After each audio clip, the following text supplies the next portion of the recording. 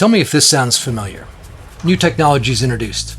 Human workers are replaced with machines, and artists are upset that their work can be duplicated almost perfectly without them. Yeah? Well, I'm not talking about 21st century AI. I'm talking about the Industrial Revolution that started almost 200 years ago. Specifically, about the way it affected creative professionals and how they fought back, because there are lessons there for us today. By the mid-19th century, machines had been used for spinning and weaving for a while, but innovations like Joseph-Marie Jacquard's punch-card-programmed mechanical loom were now simulating human craftsmanship, not just human labor.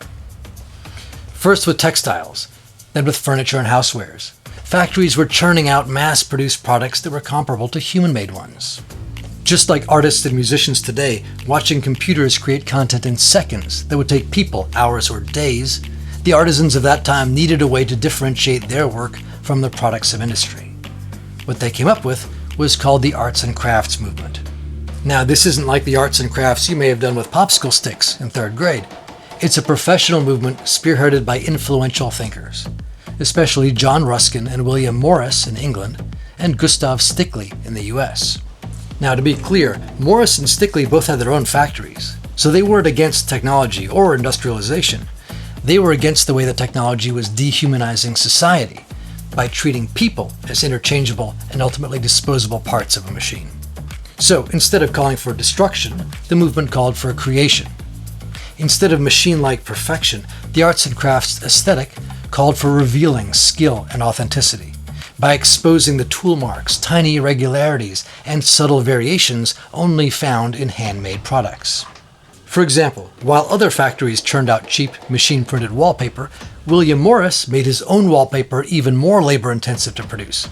It was much more expensive, but it was obviously created by artisans, not machines. The counterintuitive strategy worked. For people who could afford the price tag, choosing something made by craftsmen became a status symbol, representing good taste and the ability to have something nicer than most other people. We're seeing close parallels with this today. All kinds of artists are speaking out about the value that a real live person brings to a piece of work. Just as in the arts and crafts era, a machine can make something flawless, but it can't give its soul. And people recognize that. And those who can afford it are willing to pay for it. Over the next few years, I believe we'll see a big resurgence in handmade things as the AI backlash grows, both among producers and consumers. Because slop isn't just online, it's on every shelf of every store. Whether we realize it or not, we are spiritually exhausted by the sameness, the shabbiness, and the ugliness of the flimsy plastic garbage that surrounds us. Deep down, we need things that are not just functional, but beautiful. That's what the arts and crafts movement was about, and we seem to be discovering it all over again today. On the surface, it might have looked like a debate about wallpaper and chairs back then, and music and video now, but the real issue isn't about aesthetics, or even jobs. It's about the kind of society we want to live in. Like today, the mid to late 19th century was a time of social upheaval, dominated by debates about government corruption, controversial policies, and exploitative systems of power. The destabilizing impact of technology fed that chaos and conflict, and we're seeing the same effect today. Ultimately, the question that confronted people then is the same one we face now. How can we safeguard our humanity in a world increasingly dominated by machines? Let me know your thoughts in the comments.